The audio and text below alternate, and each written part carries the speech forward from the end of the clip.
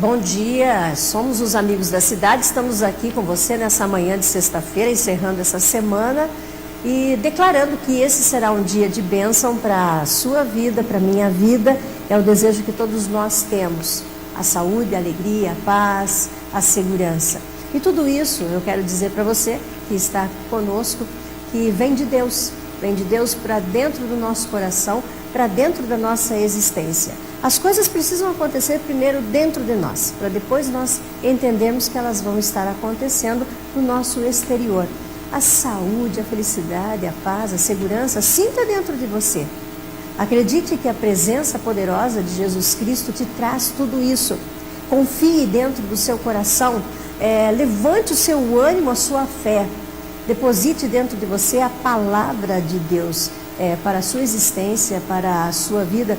E veja a diferença que será viver em Cristo Jesus. Uma fé vitoriosa, uma fé poderosa, uma fé que anima e que encoraja. E eu quero separar esse instante para lembrarmos do final de semana que teremos o Dia da Independência, onde a pátria é tão lembrada, os símbolos da pátria, o hino, os desfiles, o civismo é tão lembrado. É lembrado sobre a libertação do Brasil. E eu quero deixar aqui um texto que está em Romanos capítulo 12, que fala sobre uma nova vida. E diz assim o texto: rogo-vos, pois, irmãos, pelas misericórdias de Deus, que você apresente o seu corpo por sacrifício vivo, santo e agradável a Deus, que é o vosso culto racional. E então diz, para que você não se conforme com este século, mas transformai-vos pela renovação da vossa mente, para que experimenteis qual seja a boa, agradável e perfeita vontade de Deus. E que assim seja, que esse texto bíblico agora entre no seu coração e que você compreenda que como cidadão, como pessoa, como homem, mulher, nós todos respondemos por coisas. E você precisa responder pela sua própria vida. Então, que você sinta esse apelo e que você seja um transformador desse século, com a renovação da sua mente, da sua vida espiritual. Não é na força e não é na violência, mas é pelo Espírito de Deus, assim diz a palavra de Deus.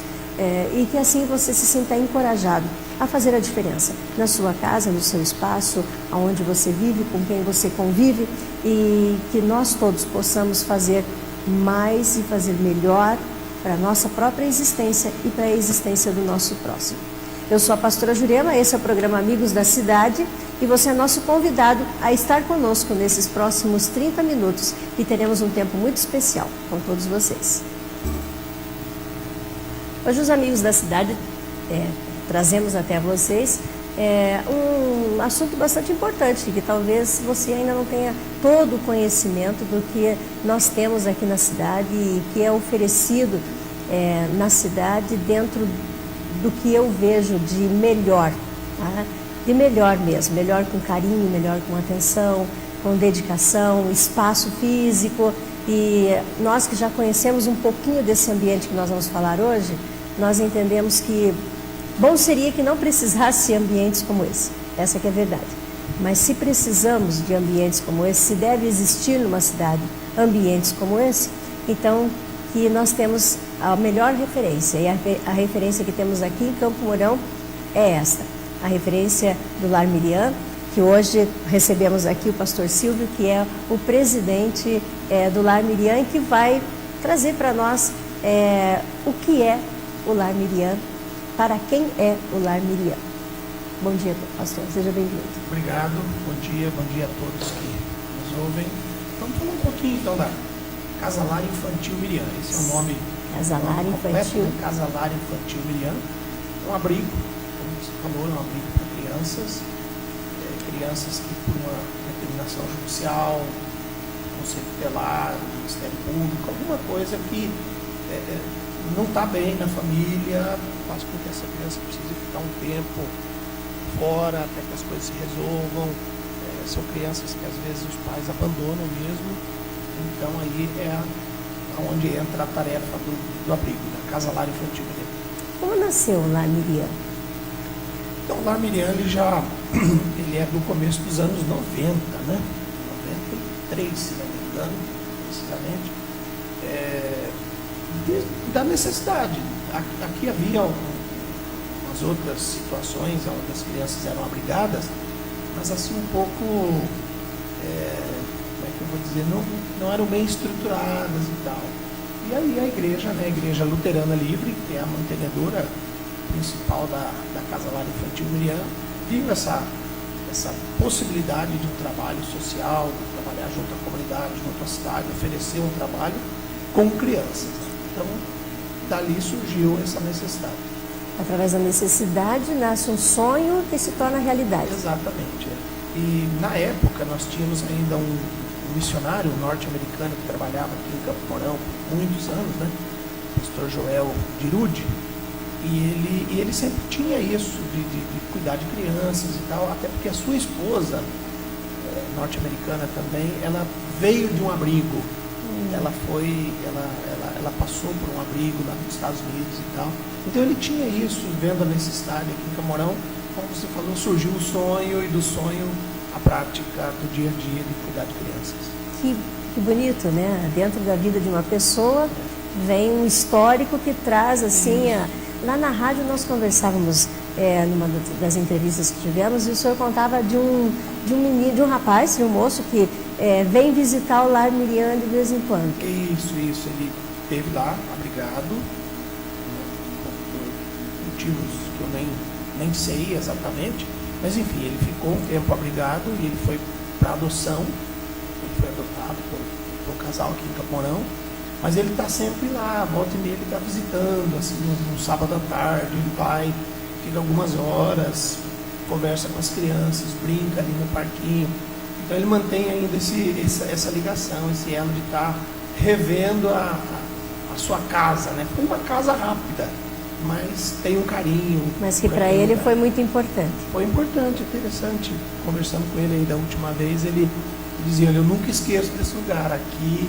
Eu comecei a aprender, aqui a minha vida começou a mudar, e daqui que eu fui para uma família. Então é interessante marcar a vida de alguém.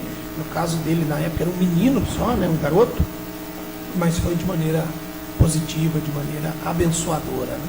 A casa tem de meninos e meninas? Isso, meninos até 12 anos. Meninos até 12 anos e meninas aí de 0 a 18 anos, né, 18 anos incompletos, né? Seriam aí 17 anos. Nós até deparamos com uma cena que nesse final de semana encontramos ali uma menina, nós ficamos lá, né? E estava ela e seus 3 irmãos estavam lá também. Exato. Uma família de 4 crianças. 4 crianças pequenos, o mais novinho é um bebê, né? Ainda. Uma situação muito delicada, de dificuldades familiares, das mais diversas. Não é só a pobreza, né? Tem histórico de alcoolismo, então é complicado, muito difícil, e eles têm que ficar um tempo lá. Certo. Quem leva são as pessoas do Conselho Tutelar. Isso, o Conselho Tutelar, né, é o agente assim, que está à frente disso, de cuidar da integridade das crianças, da dignidade, que essas crianças tenham escola, saúde, proteção e tudo mais. E quando isso não está acontecendo, aí eles intervêm. O tempo é indeterminado, elas podem ficar um dia, um mês, uma semana, um ano. Exatamente. Nós já tivemos casos em que várias situações a criança está na rua, às vezes está com fome, está suja, mas assim que há o abrigamento, já é contactado parentes próximos, né? Talvez a mãe, o pai está no local aí desconhecido, mas enfim, essa criança ela tem outros vínculos, né? Ela tem avós, tem tios, tem pessoas próximas e que rapidamente vão tomar conta dessa criança, mas ela precisava de um abrigo. Então nós já tivemos abrigamentos que foram horas. O menino foi de manhã e à tarde ele já estava com a tia ou com a avó. Mas nós já tivemos abrigamentos que foram anos, né? Anos. Hoje nós temos o abrigado mais antigo, ele está desde outubro do ano passado. Quase então, completando um ano. Quase um ano, exatamente. Então, mês que vem, esse garoto já vai, o garotinho, ele faz um ano que ele está abrigado. Né? Pastor, e como que funciona a possibilidade de adoção? De repente alguém está nos assistindo dizendo, puxa, eu gostaria de adotar. O pessoal sempre pergunta por isso, né? Como é que faz e tal. É com o fórum, né? Isso aí tem que se procurar a vara da infância ali no fórum, né? No segundo andar do fórum, e eles dão todas as informações. Há uma série de requisitos, de situações que têm que ser enfrentadas antes do processo, né? Mas não é nada tão complicado, é bem fácil. A possibilidade existe. Sim, existe. Fica aí a mensagem, isso, né? E nós que estamos no meio disso, é interessante que o número de pais, né, de casais, de pessoas que querem adotar é bem menor que de crianças que estão em abrigos para adoção no Brasil. Então, como é que explica isso? Nós temos, né, eu não lembro os números, mas assim, 4, 5 mil crianças aptas a serem adotadas. E tem menos casais do que isso. Dispostos a adotar. Então, há uma incoerência nos números aí, mas aí vem das exigências, as pessoas querem às vezes só crianças bem pequenas, bebês ainda, e os que estão abrigados às vezes não estão naquele perfil que ela almeja, né, já são maiores, e tem todo uma... Mas é tranquilo, procurar o fórum e é bem esclarecido isso aí lá. O Lar Miriam, ele está aberto para visitas, pastor? Mais ou menos. Então, assim, a gente precisa conversar antes, né? Tem que agendar, tem que abrir um telefonema, e há a possibilidade, mas ele não é aberto ao público, né? Não pode ser aberto a qualquer hora, a qualquer momento, até porque as crianças têm atividades, têm escola, tem consulta, tem uma série de coisas. Então, em certas épocas, as pessoas chegam lá e quase não tem nenhuma criança, até se decepcionam. Poxa, mas eu trouxe aqui doces, bolos e tal, né? E não tem criança, porque estão todos na escola. Então, para evitar isso, a gente agenda, conversa antes e tudo mais. E as pessoas que trabalham no Lar Miriam, eles moram ali também? Ou como que funciona? Não. Há uma pessoa, né, uma família que mora bem próximo ali, que mora a alguns metros dali, mas a maioria não, eles moram aqui na cidade e se deslocam lá, né? As mães sociais que cuidam, que protegem as crianças, se deslocam para trabalhar. Temos um grupo grande de pessoas? Tem, até porque é estranho, às vezes nós temos um grupo, esse número, né, 12 crianças, 13 crianças, e nós precisamos de 6 funcionários. Mas é que as pessoas têm que lembrar que essas crianças têm que ser cuidadas 24 horas por dia, 7 dias por semana, e os funcionários não têm como ficar lá 7 dias por semana, 24 horas, né? Então eles revezam à noite, durante o dia, durante o final de semana. Amanhã é um feriado, tem que ter alguém cuidando das crianças da mesma maneira, preparando refeições, dando banho nos bebês, né? Agora nós temos crianças pequenas. Então dá muito trabalho, mas a equipe é muito boa, muito boa. Com certeza, né?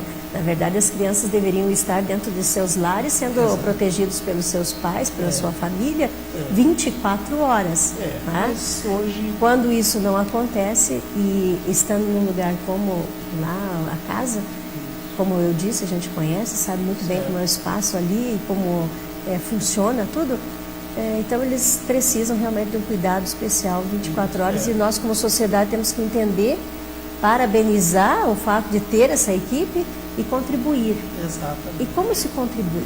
Então, a Casa Lar Miriam tem, né, como eu disse, os seus mantenedores, né, através da Igreja Luterana Livre, mas nós temos muitas parcerias com o poder público, né, com a prefeitura, com o Estado. Então nós conseguimos comprar um veículo, nós conseguimos fazer reformas nas instalações, nós estamos agora com novas camas, colchões, então a estrutura está muito boa nesse sentido. Os funcionários também, eles são amparados pelo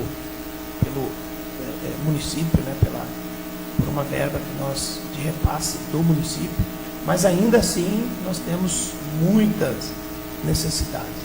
Agora com crianças pequenas, fraldas, aqueles leites especiais lá que os pequenos têm que tomar.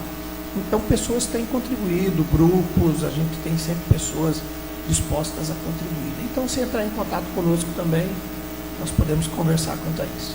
E como é esse contato, pastor? O telefone lá é 3524-2879. Esse é o telefone da Casa Lar. 3524-2879. Com quem falamos? Olha, às vezes eu estou lá durante o dia, em alguns horários, mas mais precisamente com a secretária, com a Surai, né? Ela que vai estar atendendo o telefone sempre lá e vai estar dando as informações do que a gente está precisando, das necessidades do momento e tudo mais. Os corações sejam comovidos, né? Isso. E a gente não tem do que reclamar. Muitas pessoas, igrejas, entidades, né? O Rotary tem sempre auxiliado. Então há várias pessoas que auxiliam. Que bom. Pastor, olhando toda essa situação que o senhor vive com as crianças ali, identificando caso a caso, situação por situação, o que o senhor diria hoje, que nós estamos vivendo o momento do Dia da Independência, lembrando o Dia da Independência, o que o senhor diria hoje para as famílias que estão nos ouvindo? Então, ali sempre a história que está por trás de cada criança, e com o passar dos dias você vai se ficando mais íntimo, vai conversando, vai tirando algumas informações, batendo um papo. Normalmente as crianças assim têm muita facilidade de, mesmo quando não perguntamos, elas já vão nos informando das coisas, e há todo um trabalho, né? Nós temos assistente social, trabalho de psicóloga por trás do cuidado da criança. Então o que nós vemos são famílias totalmente desestruturadas. São famílias com muitas dificuldades. Quando as crianças têm que ser abrigadas, é porque as suas famílias estão no fundo do poço, é porque elas estão assim com muitos problemas, de várias naturezas, né? Problemas financeiros, e aí você imagina uma família hoje com 4 crianças pequenas, aquela que você viu lá, 4 crianças pequenas, o menorzinho é um bebê ainda. Então é muito difícil. Hoje o custo disso é muito alto, né? E aí, essa família ainda tem problemas de alcoolismo. Isso é muito comum. Essa é uma marca muito triste, tem chamado a atenção da equipe lá nos últimos tempos, assim, de uma maneira muito, muito forte. O alcoolismo presente nessas famílias. É a maior droga. É a maior droga, exatamente. É a maior droga. Então, olha, hoje nós temos 12 crianças abrigadas, e eu vou falar, pastor, eu acho que todos eles são de famílias onde tem problema com alcoolismo. Pai, mãe. Então isso é muito triste. E aí, como você falou da nossa independência, né? Como isso hoje é um problema muito grande, a dependência do álcool, né? As pessoas não conseguirem se libertar disso e terem aí um problema muito grave. Então, faz a gente refletir e pensar sobre tudo que nós passamos, né? O Brasil ele tem uma cultura para isso, uma liberalidade para isso, sejam as leis, o estímulo precoce para se consumir álcool. Então isso leva a uma situação muito delicada. Estou vendo cada dia mais pessoas, famílias totalmente com problemas terríveis por causa do álcool. Você imagina um pai que tem 4 filhos, o salário dele não é grande, ele às vezes tem que pagar aluguel de uma casinha simples, e se ele tiver problema com álcool, é feito o problema para sempre, né? Ele vai ter muitos problemas, né? Muitos problemas. E em determinadas situações, como nós estamos vendo, não é só o pai que tem Exato. problema com o álcool. Muito comum os dois, exatamente. Pais e mães, né? Mães e as crianças falam isso assim com muita tristeza, falam isso com pesar mesmo no coração. E, o pai bebe muito, ele fica agressivo, ele bate, ele agride, ele xinga, ele grita, ele não vai trabalhar. Então olha só, tudo, às vezes nós estamos acostumados a ver ali a propaganda do álcool na TV, né? E eu fico muito triste com isso, e a gente tem junto com jovens da igreja, com pessoas que a gente aconselha, de vez em quando palestras em escolas, não compre, não consuma bebida alcoólica só porque o comercial da TV é interessante. Porque eles nunca vão mostrar para nós famílias totalmente quebradas, famílias com dificuldades extremas de relacionamento, famílias que não têm dinheiro, mas que precisam consumir álcool. Então, infelizmente, as propagandas nunca mostram isso, né? Talvez até os nossos legisladores deviam mostrar mais, né? Eu vejo aquela tarja que eles mostram nos comerciais de TV, até mesmo no anúncio de um supermercado, quando o produto oferecido ali é uma bebida alcoólica, eles dizem beba com moderação. Aquilo ali é muito pouco, muito pouco. Quem obrigou a colocar aquela tarja ali, talvez conhece muito pouco da realidade dessas crianças que estão num abrigo, e esse abrigo é só um de centenas e centenas Brasil afora, e essas crianças estão lá, na maioria das vezes, por causa do alcoolismo dos pais. E o pai já faz muito tempo que ele não lê aquela tarja, beba com moderação, né? Então é muito pouco, é muito pouco. Nós temos que fazer uma mobilização quanto a isso. E eu vejo que não está sendo feito e que jovens, até adolescentes, estão começando a se embriagar mais cedo. Esse é um problema. A grande realidade, pastor, é que há uma motivação para a bebida, né? Se nós andarmos por Campo Mourão numa sexta-feira à noite, sim, num sábado à noite, na rua principal, na avenida principal, nós vamos ver o estímulo à bebida. Exatamente. Vimos, sim, muitas propagandas contra o alcoolismo, mas da forma, se você beber, não dirija. Isso. Por quê? Porque muitos morreram em acidentes, muitos foram vítimas de acidentes por causa do alcoolismo, porque alguém estava bêbado. Então, a dor de famílias fez com que houvesse essa propaganda. Mas quantos estão totalmente quebrados, dilacerados, arrebentados? Quantas crianças por causa eu já do refiz alcoolismo? essa palavra, essa frase, para jovens, como eu disse, em muitas outras aplicações. Se beber, não case. Se beber, você não vai arrumar um bom emprego. Se beber, você vai ter dificuldade de relacionamento. Se beber, a sua mãe vai ficar triste. Se beber, o seu pai vai ficar decepcionado. Se beber, você pode ser um profissional bem aquém do que realmente você poderia ser. Então, não é só quanto ao dirigir, é muito mais coisa.